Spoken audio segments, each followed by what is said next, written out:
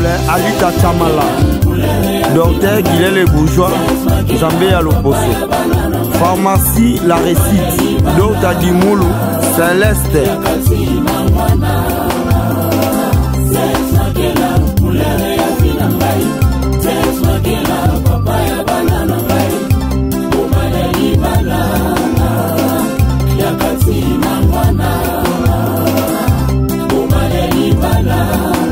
Jenny Minyanga, Tantine Mouyombo, Zet Makela, couleur à Vinanga, Charlène Chumba, Zet Makela, papa ya bananangai, les seuls qui fonctionnent avec les sangs dans mon cœur, papa na riche gade, Dido Afande, Étoile ya Baoumu, il fait la fille nike ya papa, Yoka Jaël Malé, Bete kongenga na miso bato, nyonso bete, DJ Merlin Yamanekila, la vie, DJ Lotin, c'est comme quand on apprend. DJ Dino Mix, Quand on tombe, il faut apprendre à se lever. DJ Elvis d'Angola, Lelo na sombi d'identité na ngai, katsima ngwana lufalu, tobanda utaka na Dodan, botiba. DJ Konga, Batemwe, yalibala papa na mama, umela na yo, No Stress, DJ Guillaume, Jonathan Mayeso, Maison d'habillement, $48.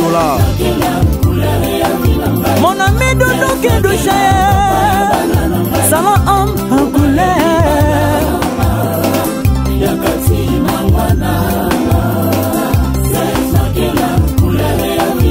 Mon conseil Jackie Loubaye, Yasouzi Bintou, moi c'est à Pembe. Maison JKV, Ginor, Kosovo, Lampard, Salon de coiffure, Casamonto, dollar na dollar. Boulangerie Mama Fina. Celui qui trouve une belle femme trouve les bonheurs. Banangola et Docteur Poutou, Limba Limba, la vie solo. Il a diffusé Malou Baguette, Raisonné Baguetta, Guillaume Soro, Salon London, Lemba Terminus, Ken Belion, Kachera propre, 619, toujours liaté. Charma London, Mbongo Makassa, Scotty Mayuma, Alide Solo, Ephraim Dieu le Père, les grands caméramens Alain Kaloukidi, Gisèle Louvalou, Maboko Bank, Couleur à Vilangaye, Papa ya Banaye, Motemendi Maye,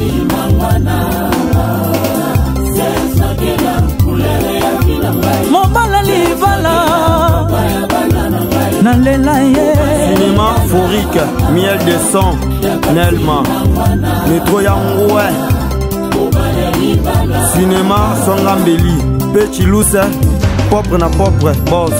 Avenir oyo tomona ke bomba makambo ebele soki olingo mona Somba patience Patrick Poutou Yangabo Somba patience Président Chilose Somba patience ya Benoît Yangabo Somba patience Fahime Chikae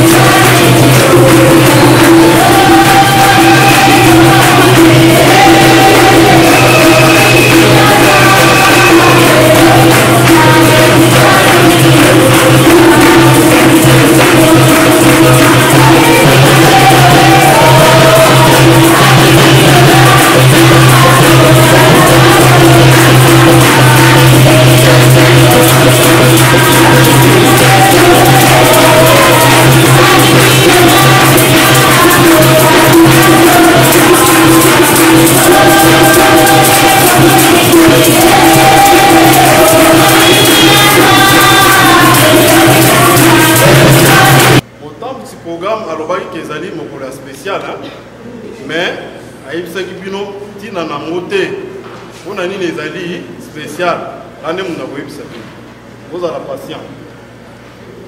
Kasi yambo tokota na mozindo ya mayebisi na biso tolingi tozongisela bino d'abord matondo mingi na ndenge dimi oya kosangana na biso po topartage esengo ya mokolo na biso ya lelo ya spécial. Donc Nzambe apambola bino. Tokoti na mozindo ya mayebisi na biso liyebisi ya liboso tozali kotalisa mingi na bapaya na biso boye ezali kotalisa bino ba adresse na yango esika tosanganaka po ete awa ndenge tolobi ezali culte spécial mais tozali na ba adresse bien que nazomona ngo epa na bino te nayebi te boza na esengo te mpo na nini ngai naza na esengo peut-être na boyebaki nanu teke mokolo ya lelo eza spécial tina nango mpe ezali nini nde nazali koyebisa bino. Na mokolo ya lelo tozali na milulu monene ya libala. Lelo tozali kocelebre libala ya bandeko na biso oyo bomoni liboso na bino. Botala na ndenge bazali kongenga bopesela bango maboko.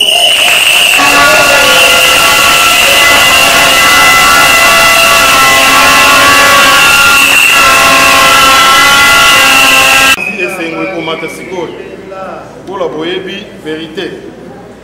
Nalobi ete tozali na milulu ya libala. Liboso na bino tozali na ndeko na biso Makela Louvois Lucette na kosenga na ya telema.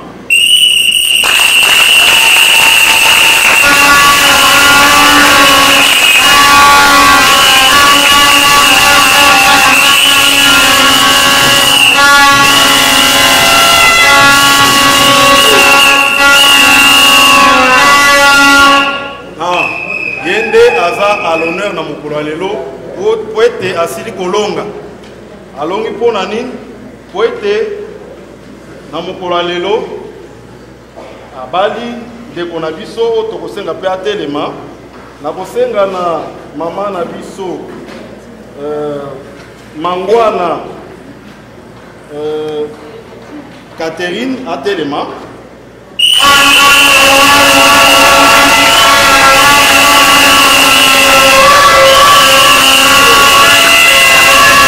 Kawa baye na misu na Nzambe nde esika baye kosukisa po ete Nzambe asangisa mpe bango eloko Nzambe asangisi moto akoki kokabola yango te. Yango wana bazali liboso na bino bandimi ete basangana mpe na misu na Nzambe mpona kosangisa bango na kosenga na basali na Nzambe mibale bakoleka liboso po ete batia bango maboko. Nazali kobenga papa Lola Ndiati Simon loko ya liboso. Nazali kosenga na mama na biso Clémence Mutombo akoki kokusana.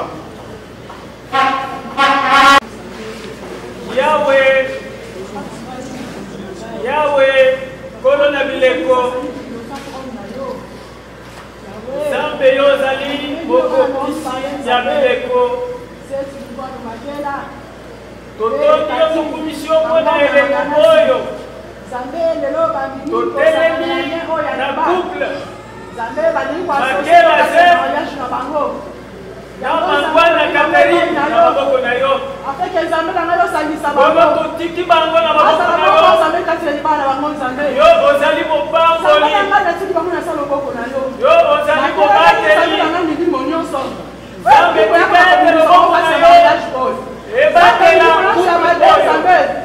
kive na yo eza na kati na maboko loboko na yo eleka kobatela ololongola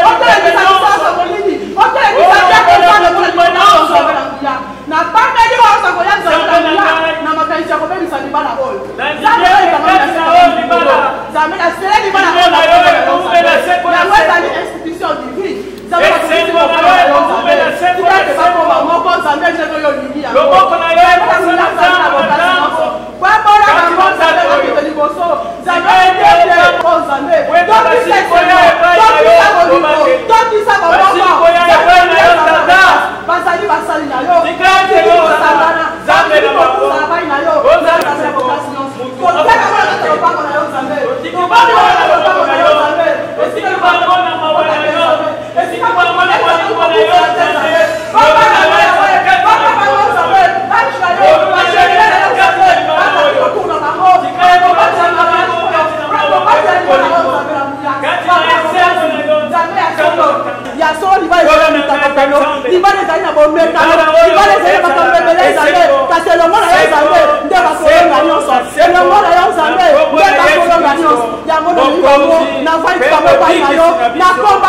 divinité kaka na kombo na Yesu Kristu ezali mokonzi mpe biso na bondeli boye amen Amen.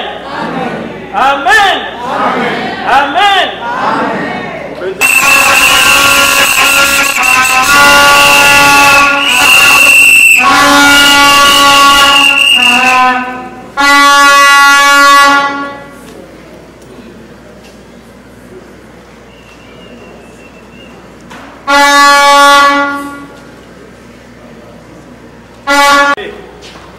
Toyebi ete papa Makela azali musali munene ebele bayebi ete azali muumbu ya Yesu Kristo. Alléluia. Amen. Yango kado ya biso papa Makela tokopesa yo. Kado ya libozo oyo tokopesa yo ezali liloba na Nzambe. Alléluia.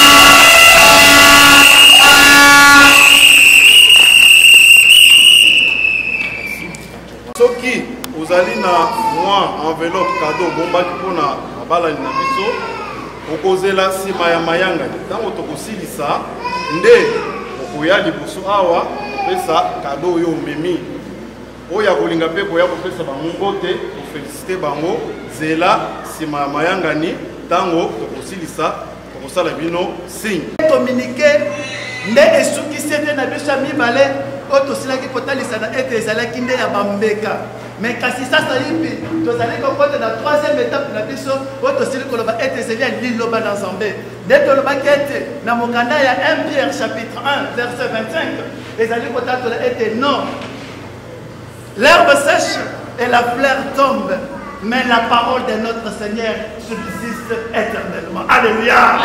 Nous avons fait ce nguya mpifo ya kokota na troisième étape ko to benga tezela loba na Nzambe. Ndena kosenga ete na sima ya Nzambe moko biso nyonso tokokende kotika monte na maboko ya Nzambe toyokize.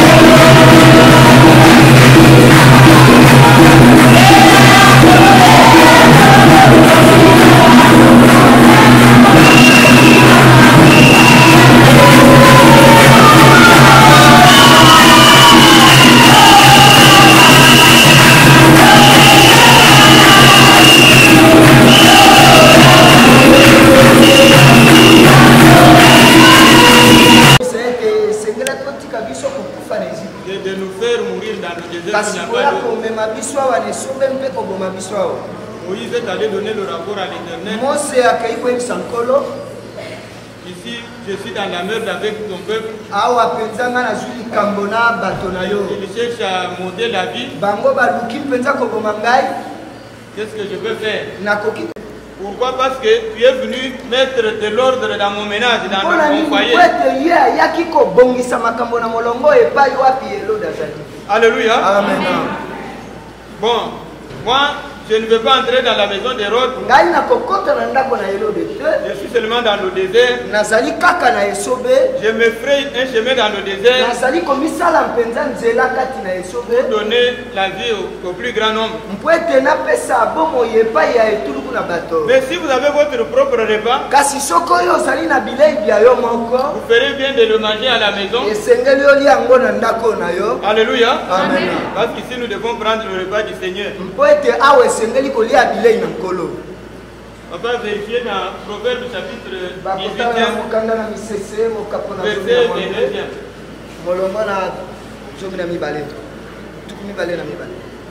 Proverbe 18e, verset 22e. Le 22e verset dit ceci. Celui qui trouve une femme trouve le bonheur. Alléluia. Amen. Celui qui trouve une femme trouve le bonheur. C'est une grâce qu'il obtient de l'Éternel. Non seulement il trouve le bonheur, mais il obtient une grâce de la part de l'Éternel. Alléluia. Amen. Celui qui trouve la femme là, c'est qu'il était à la recherche de la femme. Et à un certain moment, il la trouve. Comme la Bible dit, cherchez, vous trouverez. Dès qu'il la trouve, ce qu'il a trouvé, ce n'est pas la femme. C'est le bonheur et la grâce. Alléluia. Amen. Bon, alors là, je crois que... Bon, est-ce qu'on a dit celui qui épouse, celui qui se marie à une femme, il trouve le bonheur et la grâce? On a dit tout celui qui trouve. Donc, vous pouvez marcher sur la route, vous vous retrouvez quelque part. Et si vous trouvez la femme, c'est que vous avez trouvé le bonheur et la grâce. Alléluia. Amen. Alors, c'est que, qu'est-ce que la femme trouve aussi en trouvant l'homme? Parce que le bonheur, c'est déjà la femme et la grâce. Qu'est-ce que la femme peut attendre? La femme qui trouve l'homme trouve quoi? Elle va trouver le problème. Alléluia. Moi, je pense que la femme qui trouve l'homme trouve le bonheur.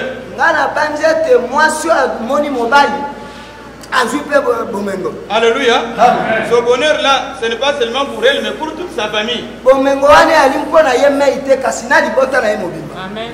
Parce que chaque fois que les gens cherchent à se marier, les femmes ont toujours, si je pose la question aux jeunes filles qui ne sont pas encore mariées, ou même aux jeunes mariés, ou même aux mariés qui ont déjà du temps, si vous leur demandez quel est le profil de l'homme qu'il fallait, est-ce qu'il y a une jeune dame courageuse qui peut nous dire le profil de l'homme auquel elle s'attend?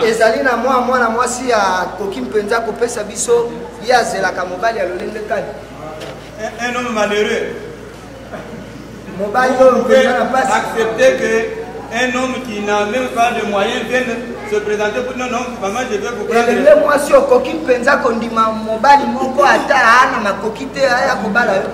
Alléluia. Amen. Donc, la femme qui trouve l'homme trouve le bonheur.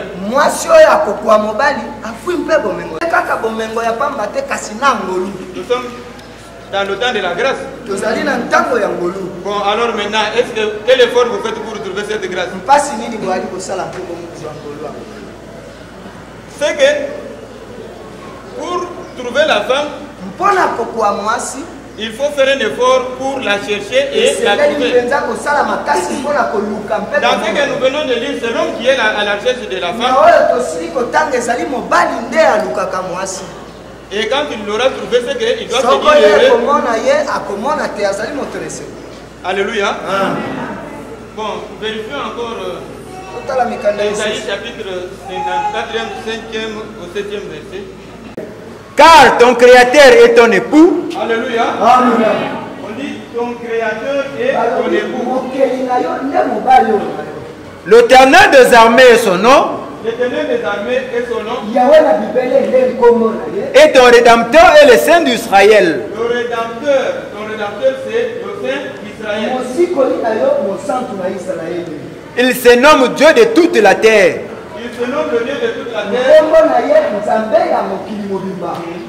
Car l'Éternel te rappelle comme une femme délaissée et au cœur attristé. Alléluia. L'Éternel te rappelle comme une femme qui a été délaissée. Et des jeunes. Alléluia. Amen.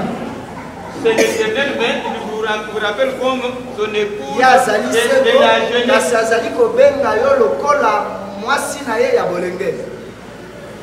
Est-ce que nous nous comprenons? Alléluia. Amen. Une maman qui est souple ou bien. Maman moko na biso ata maman Jacques.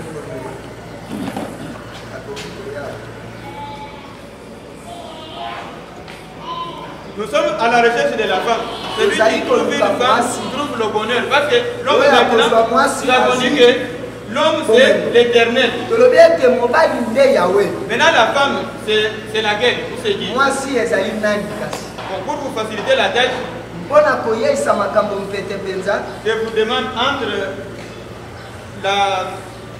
la maman ici et cette maman. Laquelle vous semble être femme par rapport à l'autre?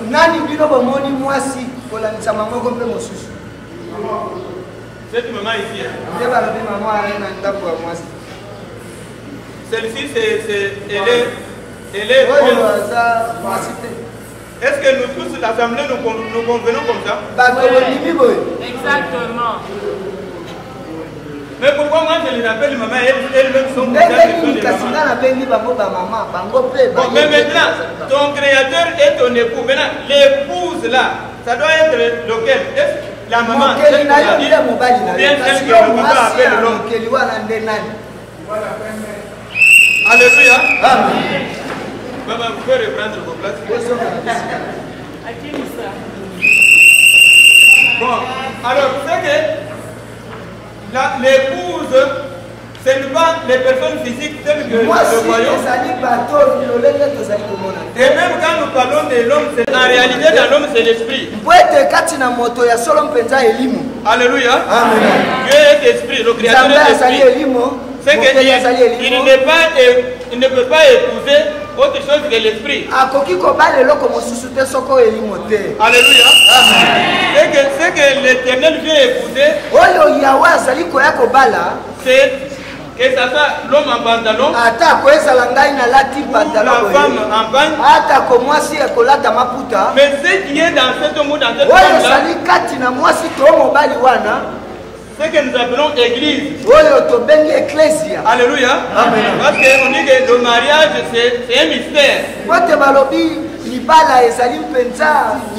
C'est un église avec l'église. Mystère caché. Alléluia.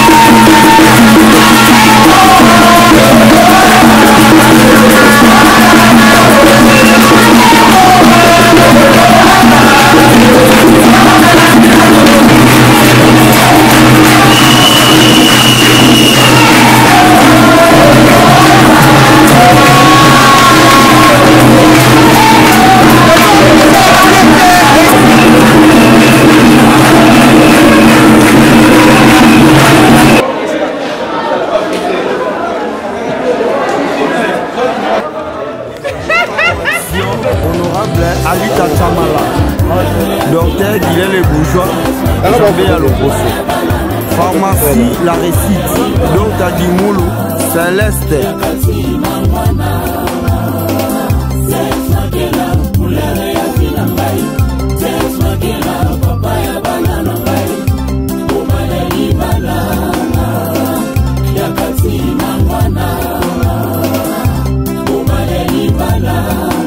Jenny Minyanga, Tantine Mouyombo, Z Makela, couleur à finanga. Charlène Chumba, Z Makela, papa ya banalangai. Les celles qui fonctionnent avec les sangs dans mon cœur. Papa na riche gade. Dido Afande, Daniel Étoile ya Baoumou. Il fait de la fille, Nike ya papa. Yoka.